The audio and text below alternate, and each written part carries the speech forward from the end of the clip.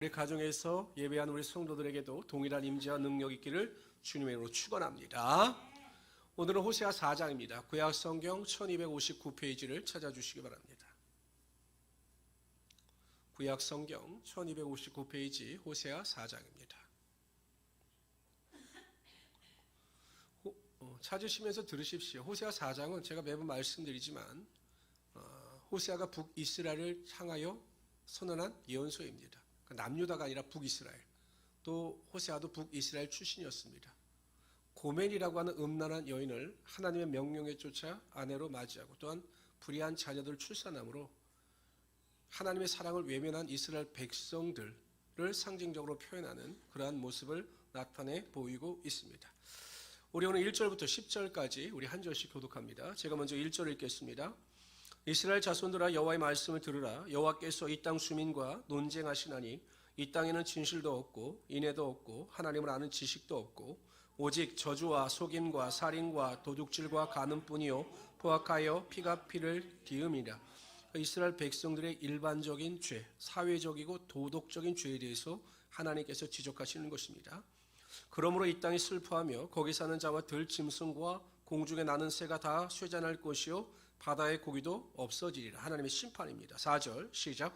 그러나 어떠한 사람이든지 다투지 말며 책망하지도 말라. 내 백성들이 제사장과 다투는 자처럼 되었음이니라. 이 말씀은 무엇이냐면 백성들의 죄나 제사장들의 죄나 똑같다라는 것입니다. 똑같다라는 것입니다. 5절 너는 낮에 넘어지겠고 너와 함께 있는 선지자는 밤에 넘어지리라. 내가 내 어머니를 멸하리라. 내 백성이 지식이 없으므로 망하는 도다. 내가 지식을 버렸으니 나도 너를 버려 내 제사장이 되지 못하게 할 것이요 내가 내 하나님의 율법을 잊었으니 나도 내 자녀들을 잊어버리리라. 그들은 번성할수록 내게 범죄하니 내가 그들의 영화를 변하여 욕이 되게 하리라. 그들이 내 백성의 속죄 제물을 먹고 그 마음을 그들의 죄악에 두는도다. 장차는 백성이나 제사장이나 동일함이라. 내가 그들의 행실대로 벌하며 그들의 행위대로 갚으리라. 그들이 먹어도 배부르지 아니하며 음행하여도 수요가 늘지 못하니 이는 여호와를 버리고 따르지 아니하였음이니라. 이스라엘 백성들의 패역, 죄악에 대해서 말씀하고 있습니다. 우리가 살펴봤듯이 저주, 속임, 살인, 도둑질, 일반적인 윤리적이고 도덕적인 사회 악에 대해서 지적하고 계십니다.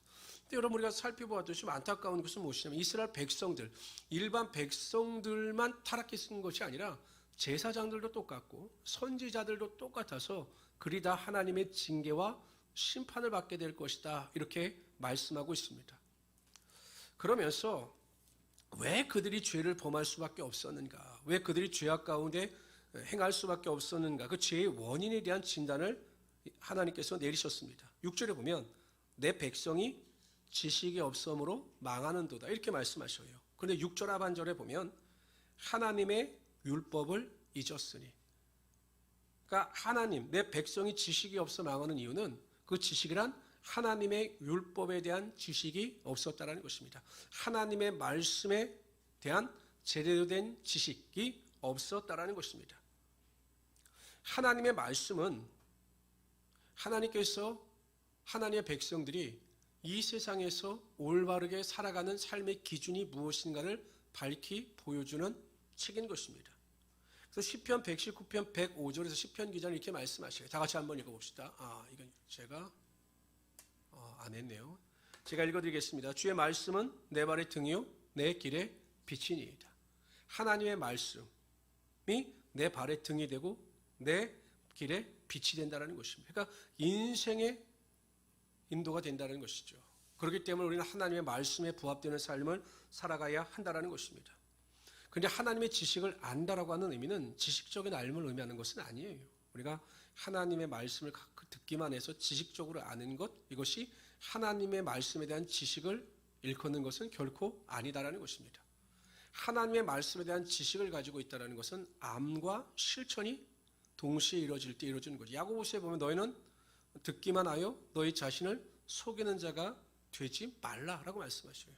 하나님 말씀을 듣고 알기만 하는 것으로 행함이 없는 것은 우리 자신을 속이는 행위와 똑같다는 것입니다. 하나님의 말씀을 안다, 내가 하나님의 말씀을 안다라는 것은 하나님의 말씀에 대한 체험을 통해서 하나님께서 하나님 되심을 알고 그 말씀대로 순종하며 살아가는 삶을 의미하는 것입니다. 그러니까 하나님께서 이스라엘 백성들에게 지식이라고 말하는 것은 체험적인 지식인 거죠. 체험 지식, 말씀을 통한 체험적인 지식인 것입니다. 제가 고등학교 동창 중에 아버님 한 분이 굉장히 똑똑하신 분이 한 분 계셨어요. 근데 그분은 모든 경전을 다 읽으실 정도예요. 뭐 불경도 뭐 통달하시고 사서 삼경 뭐 하다못해 뭐 코란의 경전까지 읽으시고 성경은 한 5번 정도 읽으셨다 그러더라고요. 그러니까 제가 교회 다니니까 이제 제가도 교회 다니고 하니까 내가 성경을 읽어보니까 참 성경은 좋은 책이다 이렇게 말씀하셔요. 성경이 왜 좋다고 생각하십니까? 그러니까 내용이 굉장히 교훈적이고 윤리적이고 도덕적이다. 이 정도 안밖에 없는 거죠. 성경을 통해서 하나님은 살아계신 하나님이다라고 하는 지식을 가지고 내가 내 삶에 그 하나님을 체험할 때 우리가 하나님의 성경, 하나님의 말씀을 온전히 이해하게 되었다라고 하나님의 말씀을 믿게 되었다라고 선포할 수 있게 되는 것입니다. 여러분 바리새인들이나 서기관들이나 장로들 율법에 대해서 얼마나 많이 알았습니까? 그러나 그들의 알은 지식적인 알미였죠. 정말 문자적인 알미였습니다. 우리는 이 문자적인 알을 우리의 삶의 체험을 통해서 확실히 깨닫고 알아서 믿고 실천하는 단계까지 나아갈 수 있어야 한다는 것입니다. 그리고 하나님은 하나님의 지식, 하나님의 말씀의 지식에 부유함을 가진 자들에게 복을 주시고 은혜를 베푸시며 하나님께서 인정하시는 삶을 살아가게 만들어 주시는 것입니다. 그런데 그러한 하나님의 말씀에 대한 지식이 없다 보니 자신이 인생의 주인이 되고 주도자가 되어서 자신이 원하는 대로 기뻐하는 대로 삶을 살아가는 것, 이것이 이스라엘 백성들의 죄다. 그래서 불의한 삶을 살아갈 수밖에 없었다라고 지적하고 있는 것입니다. 두 번째는요, 북이스라엘 백성들이 범죄할 수밖에 없었던 이유에 대해서 7절에 보면 이렇게 말씀하죠. 7절에 번성할수록 내게 범죄했다라는 것입니다. 북이스라엘 역사상 가장 풍성함의 복이 임했던 것이 여로보암 2세 때예요. 솔로몬 시대가 거의 방불할 만큼 엄청난 복을 받았습니다. 그런데 여러분 경제적으로 문화적으로 엄청나게 번성했지만 오히려 그것이 하나님 앞에서 죄를 범하는 도구가 되었다는 것이죠. 사람들은 부자로 사는 것이 축복이라고 생각합니다. 우리나라 말 중에서 가장 잘못된 말 중에 하나가 이거예요. 부자를 잘 산다고 그래요. 그 사람 되게 잘 살아. 돈이 많아. 되게 잘 살아. 이렇게 표현을 해요. 잘 산다. 부자로 사는 사람을 잘 사는 사람이라 이야기합니다. 그건 잘못된 표현이죠. 부자는 그냥 부자일 뿐입니다. 물질이 많을 뿐이에요. 그 사람들이 잘 사는 삶은 아니에요. 여러분 이번에도 보면 그 대기업의 IT 기업의 선두주자였던 그 기업 회장이 우울증으로 인해서 그냥 인생을 마감했어요. 그 사람 뭐가 부족합니까? 다 사람들이 부러워할 정도의 부를 이룬 사람이고 명예도 이룬 사람인데 그 사람이 그렇게 잘 사는 삶은 아니었다라는 거죠. 인생의 마무리를 보면.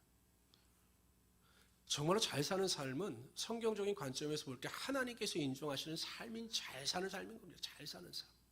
근데 부할수록 하나님으로부터 멀어지고 부할수록 죄를 범하는 사람들의 수가 점점 많아져요. 교회도 보면 부할수록 많은 것을 소유할수록 그것을 잃을까봐 그것을 어떻게 할까봐 항상 불안과 두려움 가운데 온전한 믿음을 가지고 살아가지 못한다는 것입니다. 교만하게 되고 하나님으로부터 점점 멀어지게 된다는 것입니다. 우리가 물질의 풍성함을 누리는 것보다 더 중요한 것은 하나님께서 현재 나에게 주시는 것에 자족하며 감사하며 살아가는 것이 정말 중요한 것이에요. 있는 그대로 주신 그대로 내 삶에 만족하고 하나님께서 나에게 채워주신 것을 알며 감사하며 살아갈 때 하나님께서 구하는 그 믿음 가운데 더 축복하시며 넘치도록 하나님의 영광의 능력이 임하게 하여 주신다는 것입니다. 우리가 잘 살면 얼마나 잘 사는 것이 우리의 삶의 행복을 안겨다 줄까요? 그 사람들은 10끼를 먹습니까? 비싼 음식을 먹습니까? 그런 걸 자족하면서 하나님으로 인하여 만족하고 감사하며 살아갈 때 하나님께서 그 믿음의 분량을 보시고 우리의 삶에 필요를 채워주시고 은혜와 능력으로 붙잡아 주시는 것입니다. 그렇기 때문에 성도 여러분, 제 현재의 삶에서 내가 알 수 있는 가장 하나님께 영광 돌리는 방법은 나에게 주신 것에 대하여 감사하시고 하나님께 영광을 돌리며 살아갈 수 있는 우리 성도들이 되시기를 주님의 이름으로 축원합니다. 그런데 이런 죄악 가운데 살아가는 이스라엘 백성들에게 하나님께서 어떻게 심판을 하셨는가 보십시오. 우리 10절 봅시다. 10절. 죄악 가운데 살아가는 자들의 임한 심판입니다. 시작. 저희가 먹어도 배부르지 아니하며 행음하여도 수요가 더하지 못하니 이는 여호와 쫓기를 그쳤음이니라. 쫓기를 그쳤음이니라. 그러니까 여러분, 먹어도 배부르지 아니하여. 그러니까 만족이 없는 것입니다. 인생 자체가 헛수고가 되는 거죠. 그러니까 무의미한 삶이 되는 거예요. 무의미한. 그러니까 우리의 삶에 있어 여러분, 가장 인생이 허무한 것은 무엇이냐? 그 인생의 삶의 열매가 나타나지 아니하고 내가 한 모든 일이 다 헛수고가 될 때 인생이 그렇게 허무한 것이에요. 그 시지푸스의 신 아닌가? 제가 옛날에 읽어서 잘 기억이 어렴풋한데, 신이 인간에게 내린 형벌 중에서 가장 무서운 형벌이 무엇이냐? 산꼭대기까지 돌을 올렸다가 다시 내리고, 산꼭대기까지 돌을 올렸다 다시 내리고, 무의미한 일을 반복하는 것이 신이 인간에게 내린 가장 큰 저주다. 제가 이런 내용을 읽은 것 같아요. 우리가 여러분 아무리 열심히 사는 것 같지만 하나님께서 나와 함께 하시지 아니하면 우리의 모든 수고가 다 헛된 것이 되고 마는 것입니다. 우리 인생에서 가장 의미가 있을 때는 어떨 때냐? 하나님께서 우리를 붙잡고 계실 때예요. 하나님께서 우리를 붙잡고 계실 때, 하나님께서 내 인생의 주인이 되셔서 나를 이끌어 가실 때 우리의 인생의 가장 의미 있고 복된 삶이 될 수 있다라는 것입니다. 그래서 우리 성도님들은 항상 하나님과 좋은 관계를 통해서 하나님의 음성에 귀를 기울이시고 하나님의 말씀에 순종하시고 하나님과 동행하는 삶을 살아가심으로 헛수고의 인생이 아니라 복되고 열매를 풍성히 맺는 하나님의 귀한 성도들이 되시기를 주님의 이름으로 축원합니다. 그리고 우리가 이 땅에서 수고하고 헌신한 모든 수고는 헛되지 아니하여. 물론 이 땅에서는 열매가 나타나지 아니할 수 있죠. 영적인 일에 대한 헌신과 수고가 이 땅에서 열매로 나타나지 않을 수도 있습니다. 그러나 우리의 모든 헌신과 수고는 하나님 나라에 다 상급으로 쌓기 때문에 우리가 하나님 나라에 들어갔을 때 그 상급의 열매를 반드시 먹을 수 있게 된다는 것입니다. 우리 11절부터 14절까지 읽도록 하죠. 여기는 우상 숭배에 대한 그 죄에 대한 지적입니다. 11절 다 같이 읽겠습니다. 시작. 음행과 묵은 포도주와 새 포도주가 마음을 빼앗았느니라. 내 백성이 나무에게 묻고 그 막대기는 그들에게 고하나니 이는 그들이 음란한 마음에 미혹되어 하나님을 버리고 음행하였음이니라. 그들이 산 꼭대기에서 제사를 드리며 작은 산 위에서 분향하되 참나무와 버드나무와 상수리나무 아래에서 하니 그늘이 좋음이라. 이러므로 너희 딸들은 음행하며 너희 며느리들은 간음을 행하는 도다. 14절 다 같이 읽읍시다. 시작. 너희 딸들이 음행하여 너희 며느리들이 간음하여도 내가 벌하지 아니하리니 이는 남자들도 참과 함께 나가며 음부와 함께 희생을 드림이니라. 깨닫지 못하는 백성은 망하리이다. 우상 숭배의 죄입니다. 우상 숭배. 그런데 여러분, 왜 북이스라엘 백성들이 우상 숭배의 죄를 범했는가에 대하여 14절에 보면 이렇게 말씀하셔요. 다 같이 한번 읽어봅시다. 시작. 너희 딸들이 음행하며 너희 며느리들이 간음하여도 내가 벌하지 아니하리니 이는 남자들도 찬과 함께 나가며 음과 함께 희생을 드림이니라. 그러니까 남자나 여자나 다 음란의 죄, 우상 숭배 죄를 범했다라는 것입니다. 그래서 뭐라고 말씀하시느냐? 다 같이 읽어보자. 시작. 깨닫지 못하는 백성은 망하리라. 그러니까 우상 숭배의 죄를 깨닫지 못하기 때문에 그들이 우상 숭배를 한다라는 것입니다. 그 신천지에 다니는 그 이단에 다니시는 분들과 이야기를 하다 보면 그들은 자신들이 믿는 것이 진리라고 생각합니다. 그리고 우리가 잘못 믿고 있다고 생각하죠. 근데 그들이 말하는 교리를 듣고 있으면 참 앞뒤가 맞지 않고 성경적이지 않아요. 근데 왜 그들은 그것을 진리인 것처럼 붙잡고 있을까요? 저는 정말 그것 때문에 가정이 파괴되고 부부와 관계가 파괴되는 것을 수없이 목도했습니다. 정말 그 중요한 가정을 깨뜨릴 만큼의 그 진리가 있는가? 아니거든요. 근데 왜 그들이 그렇게 잘못된 교리나 진리에 붙잡혀서 가정을 깨뜨리고 인생을 그렇게 잘못된 길로 걸어가게 만드는가? 한 가지 이유밖에 없어요. 깨닫지 못하기 때문입니다. 깨닫지 못하기 때문에. 우리가 깨닫지 못하면 잘못된 것, 흙을 백이라고 볼 수도 있고 백을 흙이라고도 볼 수 있는 거예요. 깨달아야 되는 거죠. 깨달아야 죄를 회개하고 깨달아야 고백할 수가 있는 것입니다. 성도들 중에도 깨닫지 못하니까 죄를 범하고 있음에도 불구하고 그 죄를 회개하고 고백하지 못하는 것입니다. 근데 참 아이러니하게도요, 우리들에게는 스스로 우리의 죄를 깨달을 수 있는 능력이 없어요. 깨달아야 되는데 솔직히 우리 안에는 그러한 능력이 없어요.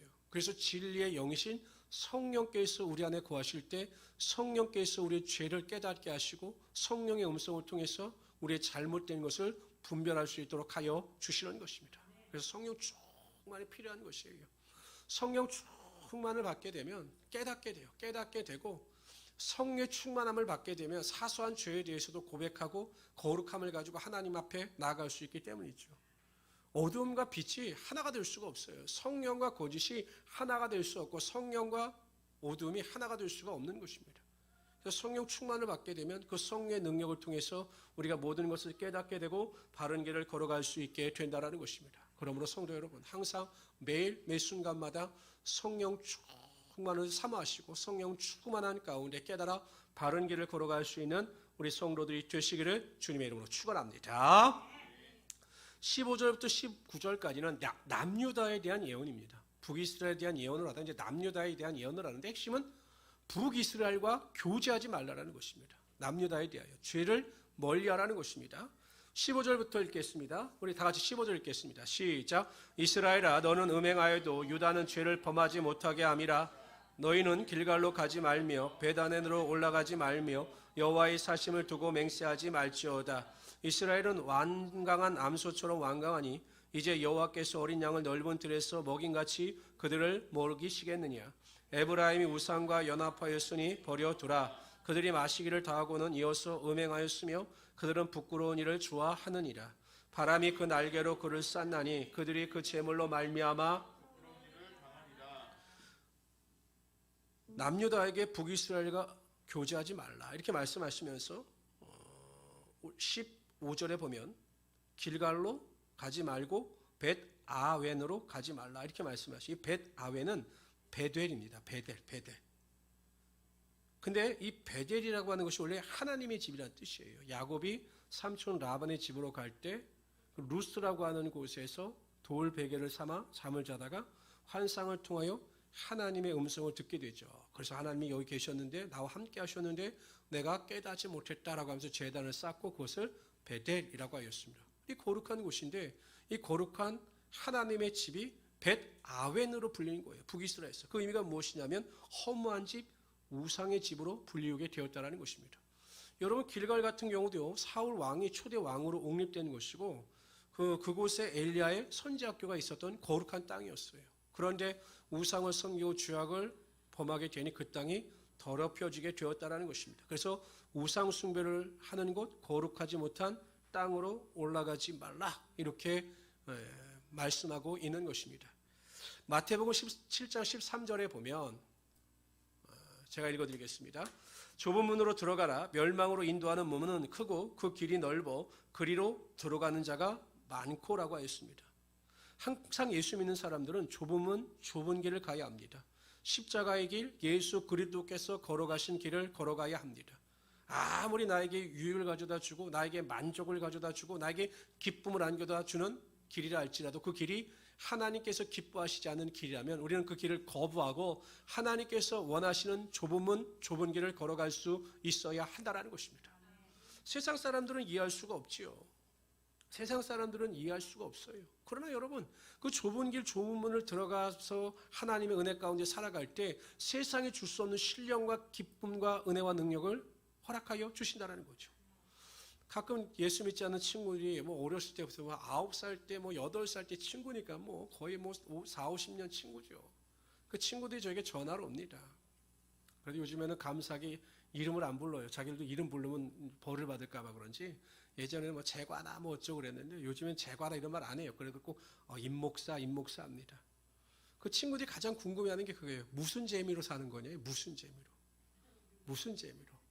금요일날 또 이렇게 밤에 늦게 가서 예배 인도하는 것도 이해하지 못하고 주일날도 본인들은 골프 치러 다니는데 또 교회 가서 하루 종일 있는 것도 이해하지 못하고 무슨 재미로 사느냐는 거죠. 그들은 이해하지 못합니다. 우리는 보이지 않는 하나님의 나라를 바라보고 하나님의 나라를 보면서 살아가기 때문에 하나님이 주시는 신령한 기쁨이 있는 것이에요. 좁은 문, 좁은 길을 걸어간다 할지라도 하나님께서 인도하시는 길이기 때문에 세상이 줄 수 없는 참된 기쁨과 만족이 있게 되는 것입니다. 저는 우리 성도님들이 세상이 아니라 하나님이 주시는 그 기쁨을 통해서 하나님께서 기뻐하시는 그 길, 좁은 문, 좁은 길을 걸어갈지라도 항상 소망 가운데 기뻐하며 살아갈 수 있는 하나님의 귀한 성도를 되시기를 주님의 이름으로 축원합니다. 그러면서 결국 우상을 섬기는 자들, 하나님의 말씀대로 살아가지 않는 자들에게 임하는 수치에 대해서 지적하셔요. 19절 봅시다. 읽어봅시다. 시작. 바람이 그 날개로 그를 쌌나니 그들이 그 재물로 말미암아 부끄러운 일을 당하리라. 우상을 섬기고 세상을 섬기는 자들은 반드시 수치와 조롱을 당하게 되어 있습니다. 이 땅에서 수치와 조롱을 당하지 않는다 할지라도 마지막 심판 때에 그들은 멸망을 당함으로 말미암아 수치를 당하고 조롱을 당하고 후회와 탄식을 경험하게 될 것입니다. 그러나 예수 믿고 구원을 받아 오직 하나님께만 소망을 두며 살아가는 성도들은 궁극적으로 잠깐 우리가 수치와 조롱을 당한다 할지라도 여러 가지 어려움과 결핍을 통해서 많은 사람들의 조롱을 당한다 할지라도 결국 하나님께서 우리를 높여주시고 부끄러움이 아니라 하나님의 자랑과 기쁨이 우리의 삶 가운데 반드시 나타나게 하여 주실 것입니다. 더군다나 여러분 심판대 앞에서 한번 보십시오. 얼마나 하나님께서 우리를 칭찬하시겠습니다. 잘했다 충성된 종아라고 칭찬하실 때 그렇지 못한 자들 영원히 멸망당할 자들이 우리를 보면서 얼마나 부러워하겠습니까? 그러한 기쁨, 소망, 기대를 가지고 이 세상을 살아가시면서 항상 하나님께 영광 돌리며 살아갈 수 있는 하나님의 귀한 성도들이 되시기를 주님의 이름으로 축원합니다.